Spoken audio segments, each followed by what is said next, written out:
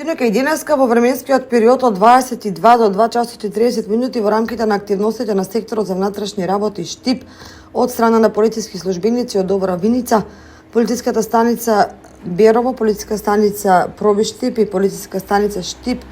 беше спроведена акцијска контрола во угостителски објекти на подрачјето на општина Виница, објекти што ги посетува младата популација. Со овие активности беа вклучени и представници на Државниот пазарен инспекторат, на Управата за приходи, на Државниот трудов инспекторат и на ДЗС.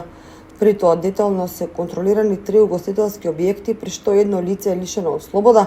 по член 215 од КЗ на РСМ од страна на УЈП, констатиран е прекршок по член 5 став 10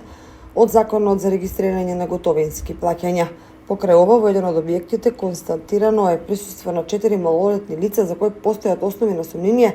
дека се послужени со алкохолни пијалоци, а по добиените резултати од вештечењето ќе биде покрената и соодветна постапка.